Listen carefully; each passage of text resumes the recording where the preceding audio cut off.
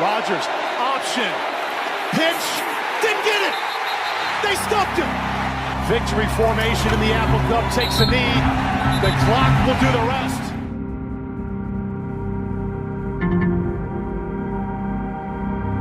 Week 2 is in the books. Washington State took down San Diego State University in Pullman 36-13. A bit of a different taste in our mouth after this game compared to week 1 versus Idaho.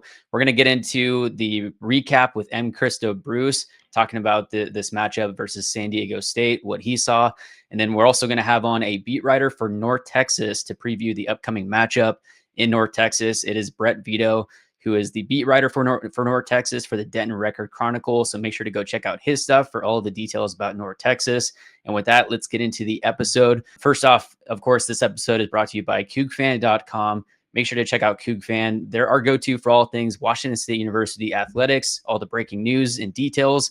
They have it for you. Subscribe to their premium membership to be able to access all the full articles. And if you didn't already know, if you're looking to buy, sell, or refinance a property on the West Coast, Washington, Oregon, California, Idaho, or Arizona, I'm actually a mortgage lender full-time when I'm not on the podcast mic. And if you prefer to work with a former defensive end for Washington State, an old-timer, Mkristo Bruce is actually a mortgage lender as well. You could reach out to him here. Here is his contact. Make sure to use one of us if you are thinking of buying, selling, or refinancing. Keep it within the Coug community. And Dylan. Yeah, if you're looking to lock in a energy rate with a new home, old home, current home, whatever kind of home, we can put solar panels on top of it, hopefully. So reach out to me via phone or text. And we also have a brand new thing we're introducing to the show. If you guys are tired of listening to us and need us to maybe answer some questions, or if you want to just speak your mind, you're more than welcome to email us at thecouchgmpnw@gmail.com or drop a voicemail at our Google Home phone number, 503-388-6044. I don't know. I don't want to speak for you, Connor, but I would rather hear somebody drop a voicemail than read an email. Just make it easier on us. Yes, please call the number. It goes directly to voicemail. You could vent. You could share your thoughts, your questions, opinions. And I do have in the voicemail disclaimer, I'm like, hey, leave a voicemail. And by the way, this is giving us permission to potentially use your voicemail on our show. So you might just hear your voicemail on an upcoming episode, which I think would be awesome. No, we're not going to shave our mustaches either. Okay. So don't even ask. And what's awesome is the beat writer for North Texas that we have on later. We talked off air. It's like, we're the mustache musketeers, I think, the three of us. Yeah. Brett, friend of the program now. Before we bring in Mkristo to get his thoughts on this game, we wanted to talk about, our initial takeaways from this matchup, Washington State versus San Diego State. Obviously, a better score on the scoreboard. It got a little dicey there at the end with a potential blocked kick for a touchdown.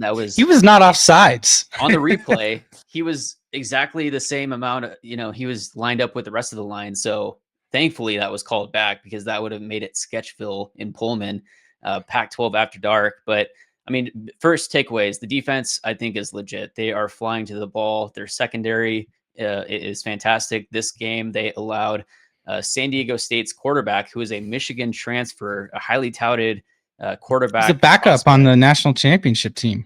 He only transferred because Bryce Underwood was the top-rated player in the country, ended up getting recruited to Michigan. $3 million bag. And he is now the starting quarterback at Michigan as a true freshman. So this guy that is at San Diego State is no scrub. They held him to 133 passing yards. Of course, in against Idaho, the first game, they held Idaho to 33 passing yards. So I think that the WSU secondary is legit. I think Jaxon Potter played a better game. Obviously it's his second start in his career. All of these guys are playing together for the second time now. He made some great throws. He made some misses, of course, but I think I'm liking what I'm seeing from Jaxon Potter. The last thing that I'll say before handing it over to you, Dylan, is Angel Johnson started to get some touches and started to show some production. When you put Angel Johnson in space, he can make incredible plays happen. And I want to see more of that. We've seen him move out to the slot. They motion him back to the running back in the backfield. So I think Angel Johnson is going to bring another element to this offense. Yeah. That was a big thing. We wanted to see what Angel Johnson can do. And they lined him up in the slot a few times, had a big 25-yard catch. Because if you can try and exploit that seam with Angel Johnson's speed, I mean, that opens up a lot of stuff for you underneath as well. That was a good thing to see. Also, 9 different receivers caught a ball. That was nice to see. Carter Pabst is looking like a legit true freshman. Coach Rogers talked about him in his press conference, basically said, hey, look, when you have these small town guys that are the star of their football team, the star of the town, they don't have as many stars as you'd see, in Southern California, San Diego, this or that, Texas. He's from a small town in Kansas, a 3-star recruit there. But, Coach Rogers says, look, like, hey, guys, if all you can do is catch the football for me, you're not going to be on the field that long, because we need guys that are doing it all. Like, I need to see receivers blocking as well as catching the football. And, Carter Pabst has almost had a couple home run catches as well through the first couple weeks. So it's really exciting to see what he did. And then Isaac Terrell, I mean, the whole game flipped when he got that safety, in my opinion. You could really feel the momentum of the game change. They go up 12-7, come back down, quick scoring drive, 19-7. And you really kind of have a control on the football game. Tony Freeman, 6 more receptions. I mean, the guy had 8 all of last year. He's now sitting, I think, at 14. So he's doubled his season or his career output in just 2 games. One thing that we wanted to see too from week 1 to week 2, let's get Josh Meredith the football. Big plays happen when he touches the ball and he's in open space. 10 targets last week. Fast. 8. Yeah, he's looking a lot quicker than last year. That's no cap. Yeah. 10 targets, 8 receptions, 88 yards, 52 yards after the catch. We love a good yak guy. All right. Tony Freeman, 36 of his 43 yards after the catch. So there's a lot to like offensively. Like we say with MK, we opened it up. We said, look, somebody, Greg Woods of the Spokesman Review, we'll shout him out. Shout out Greg. He asked, his first question in the press conference this past weekend was, hey, Coach Rogers, you have now coached in 32 career games. These 42 pass attempts for Jaxon Potter, the most. And he said, yeah, I like winning. That's what I want to see from my head coach. Like, yes, obviously they're trying to come in here and run the football and create a new identity, but you got to win too. And that's what I like seeing from the staff. Okay, you know what? If we need to pass the ball 42 times tonight, they did. They came out with the W, 2-0. It got a little shaky at the end there. Rogers in his post game too said, hey, look, like, let's be real here. San Diego State didn't execute. It wasn't us putting them in that position where they're not executing. It was SDSU's own failures that compounded into WSU winning the football game. But at the end of the day, hey, you got out of there with a win. You win 36-13. It may not have been the prettiest 36-13 W, but a lot to like. We'll see how they look on the road this week. They open up as 5.5-point dogs. You put $100 on the Cougs to win this week. Vegas, they're going to send you 165 back. So this is going to be very interesting to see. This is their first road game of the year, and you're in a stretch of the season now where out of your next 4 games, 3 are on the road, and they're all different time zones. Yeah, absolutely. And it's going to be 95 degrees at game time. It's going to be a 12:30 kickoff Pacific. We had the beat writer on for North Texas later on in this episode, and he talked about how the stadium is designed, essentially the press box is going to cover and shade the North Texas football team at some point in the game, and WSU is going to be in the sunlight the entire time. So that'll be an interesting thing to see. Some other notes on North Texas and a takeaway from that interview later on. North Texas's quarterback did not start a game in high school beyond the 9th grade. He didn't start a varsity football game his entire career. He walked on at North Texas. When he was in high school, there was a guy that ended up going to play baseball at the University of Texas. He was a stellar athlete. Yeah. So now the North Texas guy, he was a walk-on at North Texas. He eventually gets the starting role at their bowl game to end last year. He beats out a quarterback that had played prior at both Albany and Miami. He was a backup to Cam Ward at Miami. He comes into North Texas. This guy, Drew Mestamaker, is the one that wins the starting job. So they are an air raid offense, and so it'll be a true test to Washington State secondary. Yeah, and the guy that beat him out in high school that went to Texas, he didn't go to Texas to play football. He went to Texas Right. to catch. He was a Yeah. baseball player, so yeah, that's always interesting to hear. Very, very nice segment with Brett to bring him on, kind of learn a little bit about that North Texas squad. We also asked a few questions in terms of like, hey, Pac-12 and the American, how conference realignment has affected both schools. And, we asked him about those comments that, Eric Morris made earlier this summer. A couple other notes before we get into the interview with Mkristo. Shout out to Jack Stevens, who is Washington State's kicker. He is a freshman. He is one of the many transfers from South Dakota. He is now 4 for 4 on the year. He banged a 49-yard field goal in that would be San Diego. It would have been good from 60 too. Oh yeah, he kicked that was like the shit out of that ball. Yeah. Also, just another note. You talked about how many pass attempts Jaxon Potter had this past game. He is now 5-0 on the year as far as touchdowns to interceptions. Jimmy Rogers talked about how he was the guy that was turning the ball over the least, taking the least amount of sacks. He had one sack in that Idaho game. He had 0 sacks in this game against San Diego, which has one of the best defensive line players in the entire country in Trey White. So some big positives. And with that, let's go ahead and get into our interview with Mkristo. Mkristo, thanks for hopping on. Week 2 is in the books. A much different taste in our mouth after Washington State beat San Diego State 36-13. Let's unpack this a bit. What are your initial thoughts on what you saw? It's the hardest part for me is, and I don't know if I'm being super critical or what, but that was the ugliest blowout I've ever seen, right?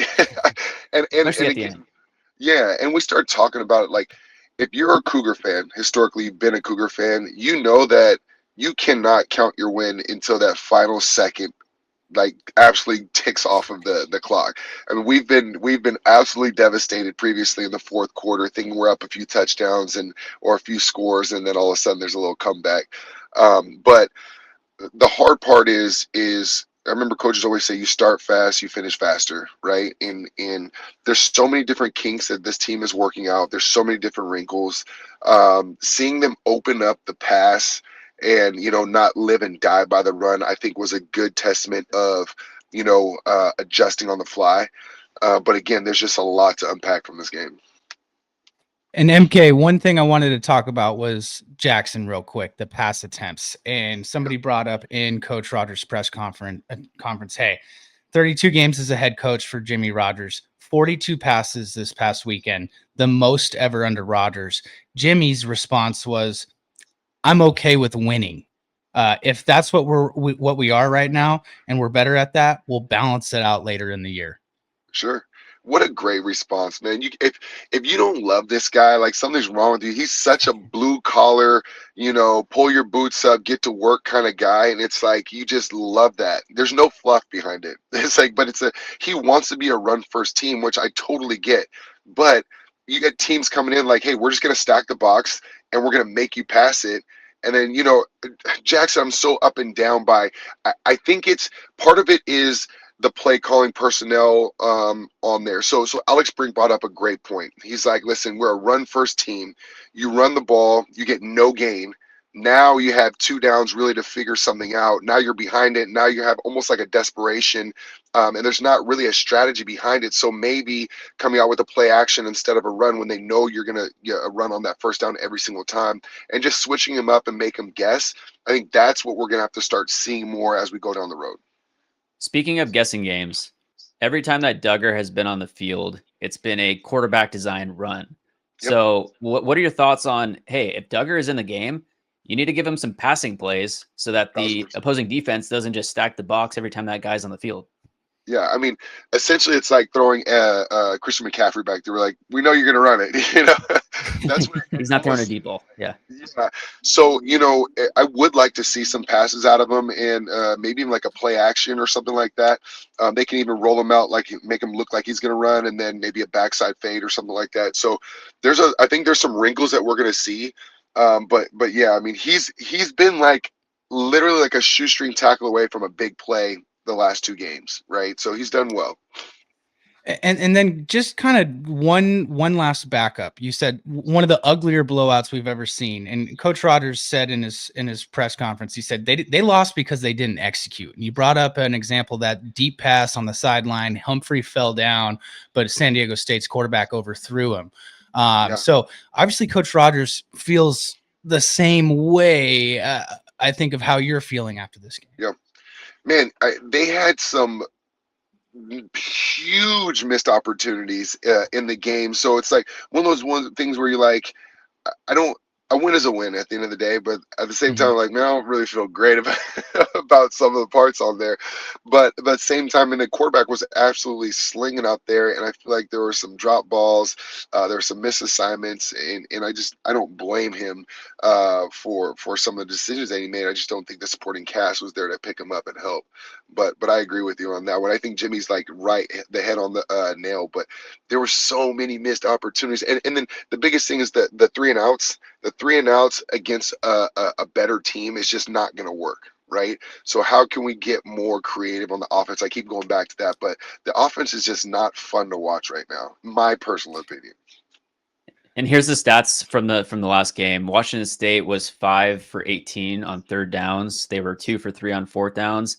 San Diego State was 2 for 13 on third downs, 1 for 4 on fourth down. So Washington State just 5 for 18 on third down. Well, here's the big thing. Defensively, this is one of the better defenses we've seen in many years, right? So they're flying to the football. And you heard running back coach talk. He's like, listen, I've coached against Jimmy Rogers. He's got one goal, and it's to smack you in the mouth. That was like one of the best responses I've heard. Like, he's like, everybody's so excited about this defense. He's letting the second and third level absolutely go out there and shut people down, and seeing them form tackle. Dylan, you said this the other day too. This is the best tackling I've seen in years. The tackling has been, it's just night and day from years past.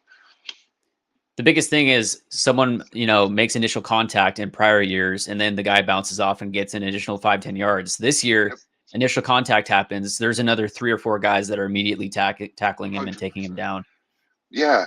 And not feeling like there's always going to be a home run hit. In years past, we've seen it. Last year before, defense will be doing great, and all of a sudden it's a 60-yard run, right? It was just like the mental mistakes of being outside of your position. So every single play is designed to stop, or every single play is designed to obviously beat the defense. But, remember playing, was it Tecmo Bowl back in the day? If you pick the right defense, it stops them every time, right? But it's all gap integrity. So if you got one guy out of place, that's going to be a big hitter. So I feel like Jimmy's done a great job of teaching these guys to, one, stay in your position, trust your teammate, trust your buddy, and then everybody get to the ball. It's just good execution. Connor's going to bring up the Cougs going on the road here. The one thing I wanted to bring up was punt before that, because week 1, you said, hey, look, everybody was worried about the offensive line. And you said, look, guys, like, hey, from what I saw, I'm not as worried about it. O-line looked much better this week, but Jimmy brought it up 2 separate times in his presser. Some of the punt issues cannot happen. We've got to be able to flip the field. Punt needs to get better. We've got to be able to flip the field. Can punt get better, or is this something that is going to be an Achilles heel for the Cougs all season? Well, the punt team that I saw this last week versus the punt team I saw week 1 was night and day. I mean, they absolutely did flip the field. There was a couple great punts, and I was like, thank God, because having a short field as a defender, if you come in, it's a 3, your offense goes 3 and out, and then you have a short field with your back against the wall, that does not feel good. You know what I mean?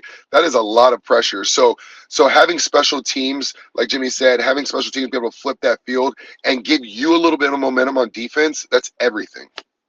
One more question before heading to the North Texas game. There's an interesting stat. 49 players played for Washington State this past weekend. That just kind of talks through Jimmy's philosophy of cycling through players to keep everybody fresh on their legs. Yeah. Thinking back when you were playing back in the early 2000s, can you walk us through maybe if that was similar? If it was like, hey, we have our ones there, we want you to grind out the entire game, or how did they do at keeping you guys fresh back then compared to obviously what they're doing now? And it's so crazy because I'm trying to put myself in those shoes. Like, I would have gone crazy if you took me off the field. I felt like in my heart, I was the best player on the field in my position. I feel like if you put somebody in front of me to block me, I took it as disrespect. I was like, you want this guy to block me? That's how I took it, right? And I never wanted to come off the field because I knew in my heart that I didn't even want to lose at tic-tac-toe. I was not going to lose at anything. But this new philosophy of like you get a couple downs and you come out, I don't know if it's kind of hard because there's a rhythm that you get in there, right? So like I'll tell you, like as far as a pass rush route, you'll see it like Parsons right now is an absolute man child. When you're seeing him when he plays, he's gonna speed rush you, then he's gonna come up and he's gonna come back in the inside, or then he's gonna speed rush the outside, spin inside. But it's all about setting those moves up. So if you only get one or two of those, and then you got to come out and then maybe get one or two, I just don't know how you set your pass moves up to be able to do that. It just seems like if I know I got an absolute dog on the end, I'm going to keep him in the game and let him eat. That's my personal opinion. Now moving to this next sure. matchup is going to be at North Texas. You know, it's not an opponent that a lot of Coug fans have been having on their radar. Obviously, there's the connection with the head coach, Eric Morris, who was a offensive coach in 2022. And prior to then, the Cougs are heading to different time zones in their next 5 road trips, which is the rest of the season. My question to you is, back when you were playing, what were the difference in time zones? How did those affect you? What are your thoughts on this next opponent, on the road travel, all that?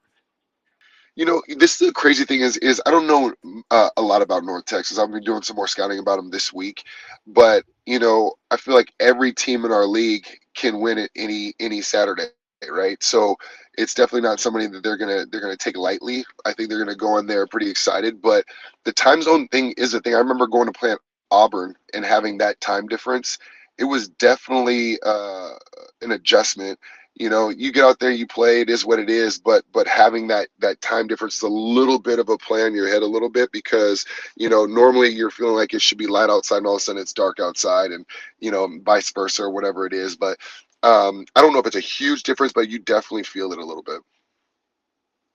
Is there anything, you know, is it human nature for anybody on the team to be thinking about the Apple Cup this week? Or do you think Jimmy's got them, you know, kind of in lockstep week to week?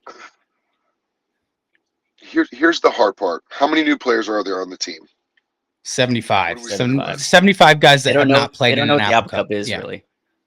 So here's the thing that it's so conflicting for me because I love like the NIL thing. Like I lived off of $900 a month. Like, can you do that, right? Like it was so hard. I remember someone wearing my jersey in the stands, you know, getting a sack in a sold out crowd and then you know having to borrow money for gas, right? It's like that was not a great time. But now that they're getting NIL, there's just not a way to put that back in the bag, if that makes sense.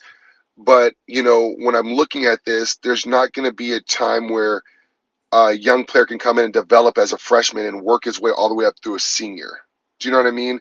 And then you Yeah. get that team camaraderie, you get that school spirit, you understand what the rivalries are, all that thing. Right now, the only thing that they can do, because Jimmy doesn't even have that Apple Cup yet, right? He's never Yeah. had one, right? So how can he explain it to the other guys? And I'm not saying that as a knock. I'm not saying it as a bad thing. So Mike Price, legendary coach at Washington State, he had, I don't know, 10 Apple Cups, right? And he was also a Washington guy. So I remember bringing the team in and he's just going crazy about, you know, basically like taking a Husky poster and ripping it and then telling stories and like building this big hype up around like, you know, beating the Huskies. And it was so cool because like every day there was something about beating the Huskies and something about bringing the Apple Cup trophy back to Washington. Unfortunately, Jimmy he doesn't have that yet, right? So he can build on that and make it a big thing again. But we're also like we're not in the same conference anymore. You know, does it still have the same feeling around It's what it no used longer to be? November. Yeah. And no longer November. So there's all these things as a guy that's born and raised in this area. Like I want an Apple Cup tradition. I want it. I need it. And I just would love for Jimmy to find a way to make it like a big presence again, if that makes sense. I wonder if some former players, maybe like Jack Thompson, Paul Sorensen, maybe Mkristo's flying over to Pullman early in the week to share some war stories and talk about what it means to get the guys fired up. That would be awesome. Actually, I'm actually going to call Jack and ask him about that. But I think it would be cool for some of the old players to go back and at least explain the significance of the game so people can really understand it. Now, talking through the North Texas game, it's going to be 95 degrees at game time. It's a 12:30 kickoff Pacific Standard Time. What kind of impact does the heat have? And we had a beat writer on for North Texas. Apparently, the press box is going to shade the North Texas sideline, so WSU will be in the sun and the heat the entire game. Yeah, so 1,000% they're going to feel that. I mean, coming from Pullman to Texas, it is a difference. The humidity, the heat, it feels like sometimes it feels like you have cinder blocks in your feet. So it's definitely it's definitely different. I remember, playing I remember when we played Auburn, when we went to Auburn, I think I lost 12 pounds after the game just because the sweat and humidity. So we had to get, IVs and things like that. It was nuts. One last thing I wanted to bring up, especially from a former player's point of view, is locker room material that maybe the other team can give you. And this past summer, Eric Morris was asked about the Pac-12 and the reconstruction of it. And he basically kind of said, look, that's not the Pac-12. That's the old Mountain West. A guy that had coached here. Sometimes things, are better left unsaid, but he's no longer a coach at Washington State. So do you view that as bulletin board material, and what do you take with that? As a former player, do you want that? Does that give you extra motivation? Yeah, I think it's more week to week type stuff too. Like if a player said something, but like something like that in the past, like I'm not even thinking twice about it. I think, North Texas is already coming in with a chip on their shoulder because they know they need to prove themselves, right? So they're going to come in hot. They're going to want this victory over a Washington State, former Power 5 school. It's going to be big on their belt notch. So, something like that I'm not tripping about though. But if you have somebody that comes on the news that like, hey, we're going to choke MK out on the line, he's not going to get any sacks, then it's another thing, Yeah, and MK, as always, thank you so much for joining us this week. The Cougs, they head out to North Texas. They are 5.5-point dogs. You put $100 down on the Cougs to win this week. Vegas going to give you 165 back.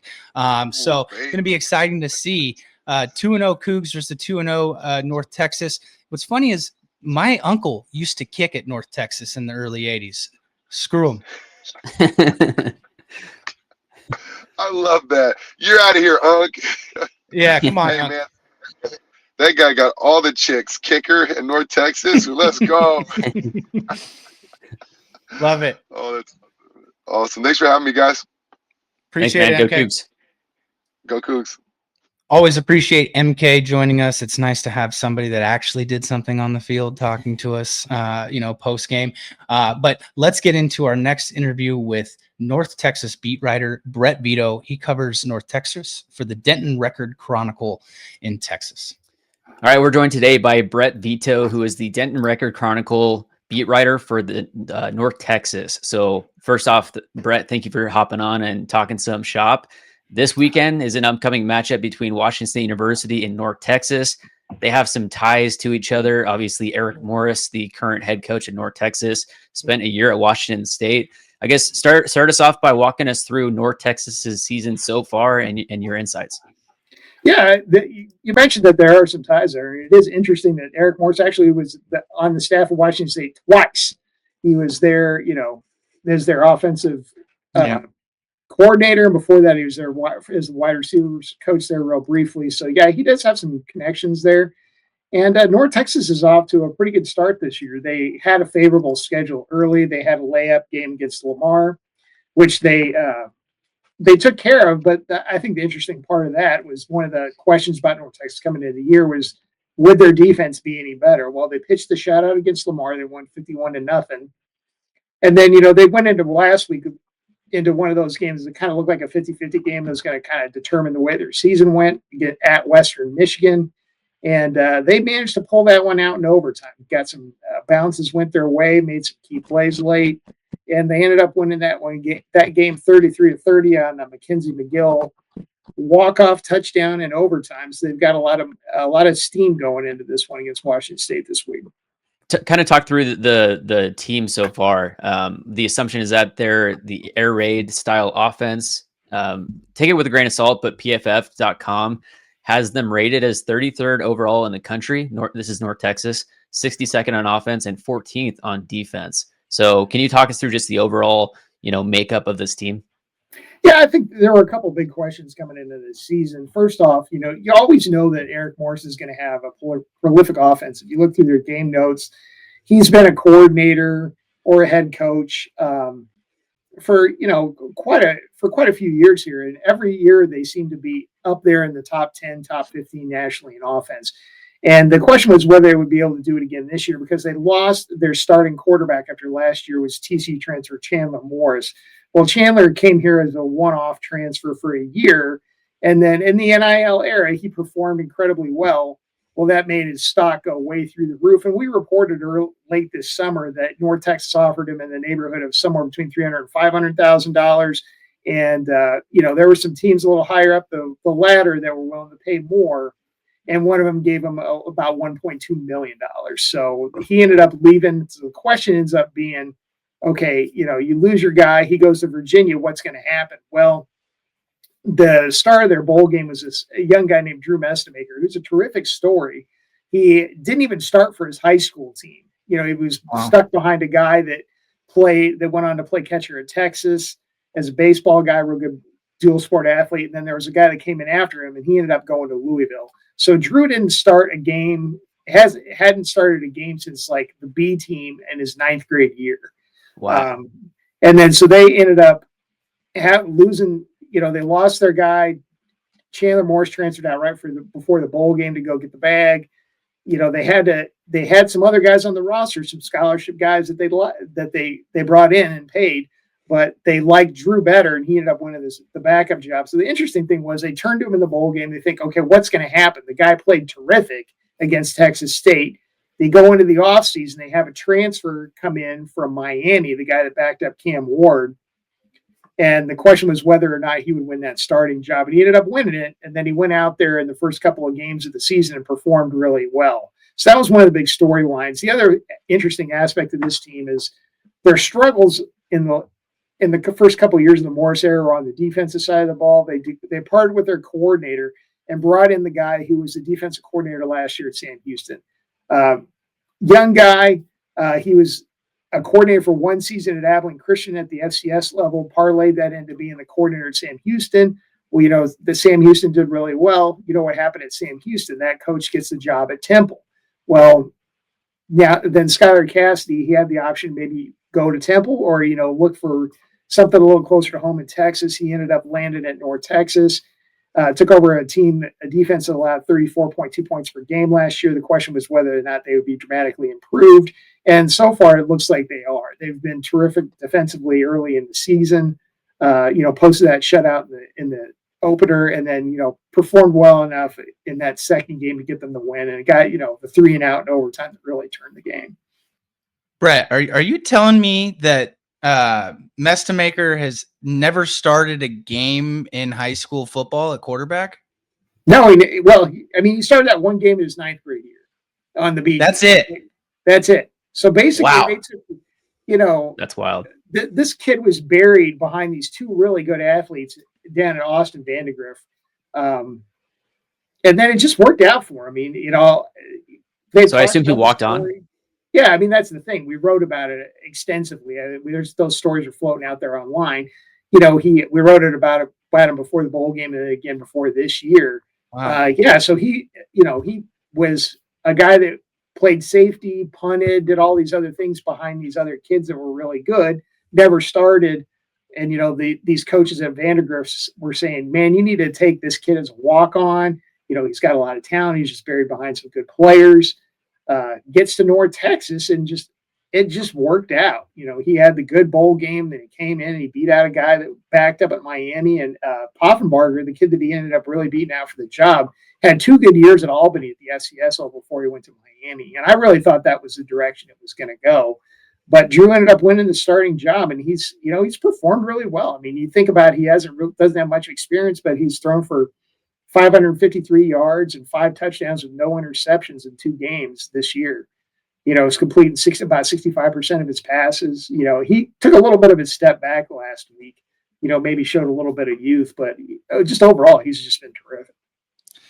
Brett, one thing that's been, amongst college football fans and college football in general, it's just unfortunately been conference realignment over the last 3 to 4 years. There were some interesting comments from Eric Morris this offseason. I don't know if you remember him talking about the Pac-12.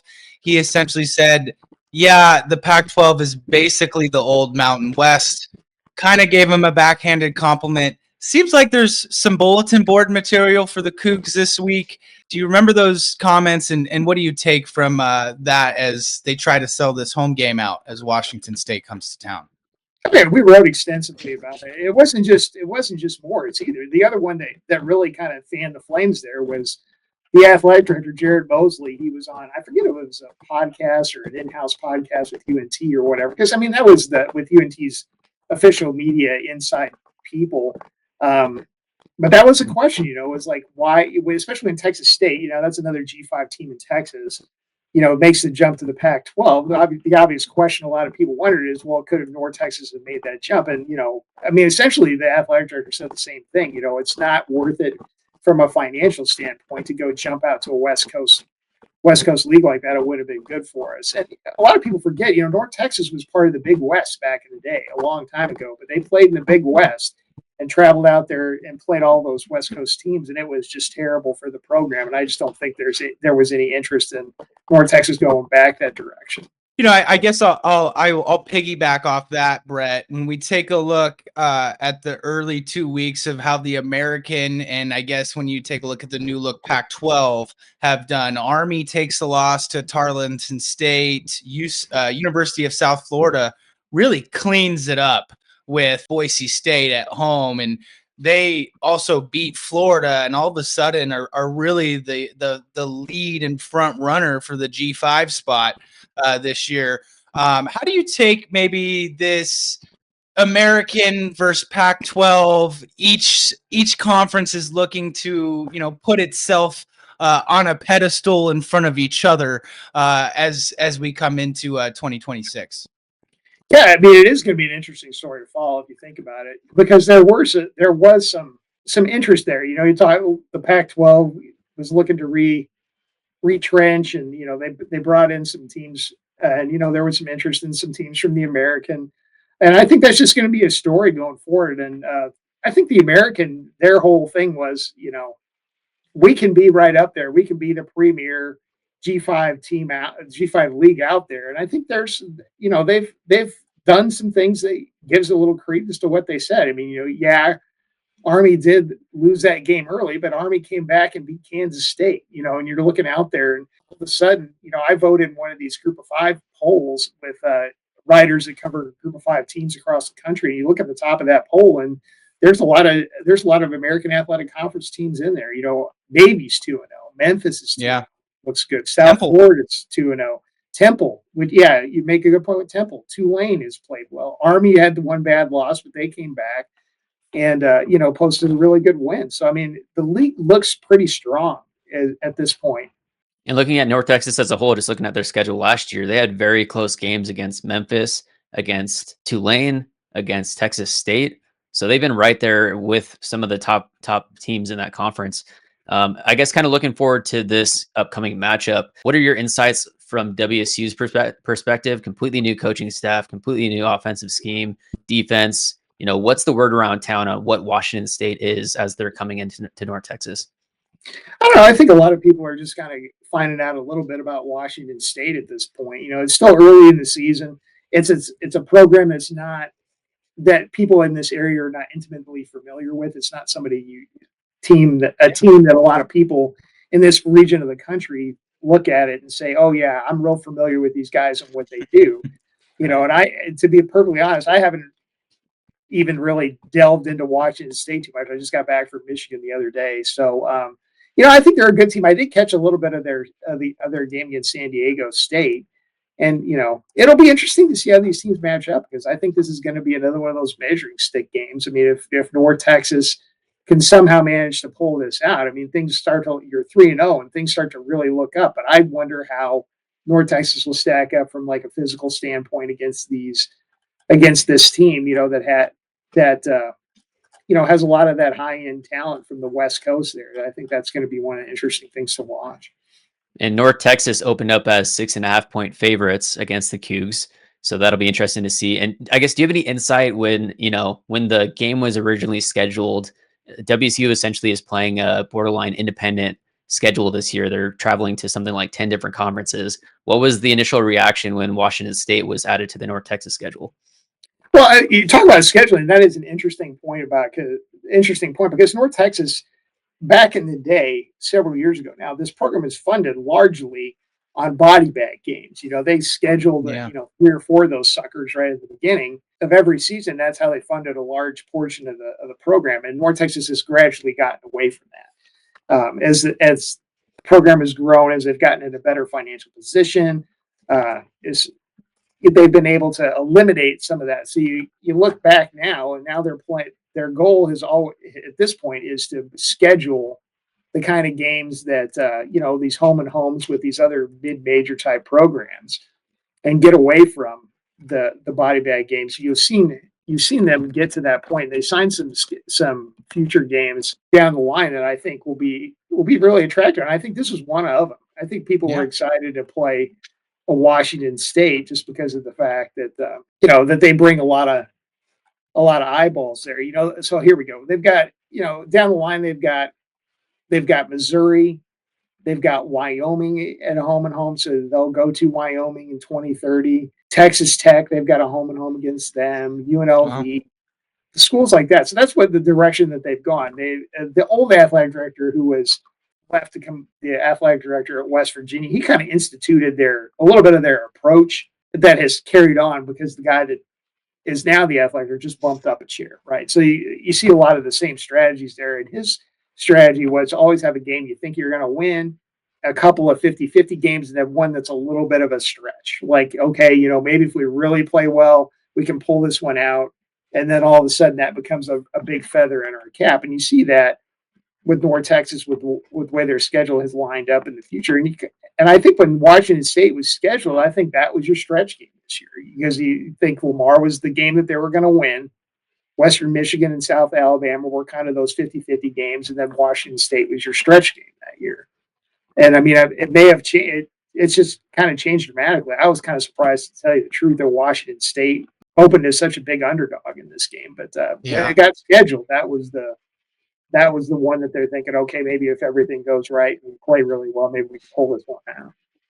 Yeah, it was interesting to see the line movement last week for San Diego State WSU. I mean, it opened up WSU as 6.5-point favorites, and by kickoff they were 1-point favorites. So I don't think Vegas truly knows or has a heartbeat on a lot of these schools still in college football.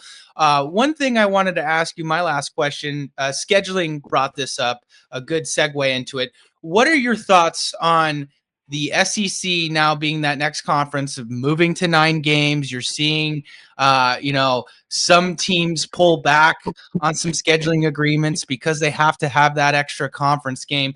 But how does this hurt the American and the Pac-12 and the ACC and conferences like this that, they might not get that extra game now against an SEC opponent or a Big Ten opponent?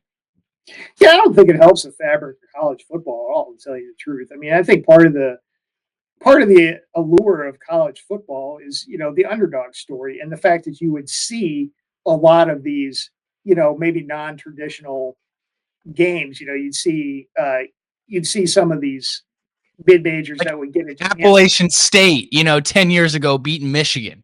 Yeah, those kinds of games. I mean, I know the people that covered the very top of the college football food chain exclusively. They're like, oh, we've got to get rid of these games here and only have the power schools play each other, and because these games against mid majors and lower level competition, are just basically glorified scrimmages, and we need to do away with it. To me, that hurts kind of the fabric of college football, because I've covered this program forever, and I think part of the players that have always been at these kinds of schools, if you ask them, they all wanted to play at Michigan. They wanted to play at Washington. They wanted to play at Texas. Maybe they weren't coming out of high school. They weren't good enough to play at that level, but they get to college, they work really hard, and then you get these kids would get these opportunities to go play at these big venues, to play against the big schools, and those guys really enjoy those kinds of games. And I understand the argument of like, oh, okay, everybody wants to see the top schools play each other, but I think there's something to be said for some of these games where at least these kids that are playing at the North Texases and the American Athletic Conference schools, and the kids that are military oriented, they go to Army, they get a chance to go play some of these big time places. And I think the results, with the way Florida went down. I mean, Yeah. was that a game everybody was clamoring to see? No, but that was an opportunity those kids got, and they took advantage of it. And I think there's something to be said for those opportunities being available in college football these days. 100% agree with you, Brett. Absolutely. So game time is set for 12:30 Pacific this Saturday at Datku Stadium. Is that how you say it? Yeah, it's a local credit union. It was an interesting Okay. story. The credit union bought it, but yeah, it's Datku Stadium. So. And game weather set for 95 degrees. It's going to be a hot one, and it's going to be on ESPNU. So really appreciate you coming on, Brett, and sharing some insights into North Texas.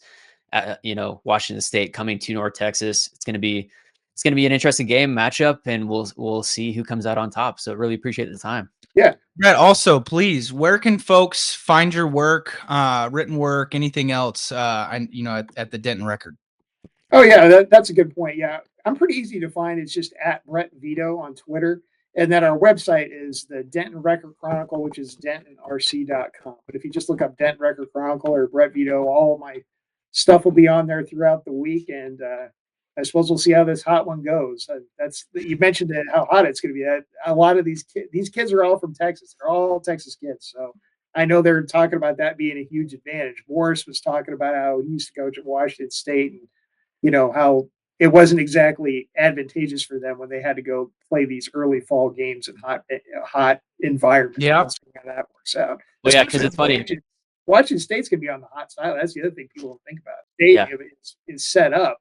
The home side's on the press box side, so there gets to be a little bit of They get the shade. Oh man. And then Washington State's going to fry on the other side. There have been games in the past. I don't remember which one it was, but there was one like early North Texas played a cold weather team, and North Texas is getting absolutely boat raced in the first half, and then those guys came out for the second half and they just melted, and North Texas came back and won. So we'll see if there's anything to that this time around. It's like when Wazzu luckily got Miami in the Sun Bowl and it was snowing nonstop. That was one of the easier W's to get against the Miami team too. But Brett, thank you so much for taking time and jumping on with us, and we're looking forward to the game on Saturday. Yeah, thanks for having me on, guys. Some great insights from Brett. Thank you for tuning in this week to the Cougs on the Couch podcast, brought to you by Coug Fan and the Couch GM. Make sure to like and subscribe on YouTube. Go subscribe to CougFan.com for all things WSU athletics. Make sure to follow myself and Dylan on social media platforms, and we'll see you next week.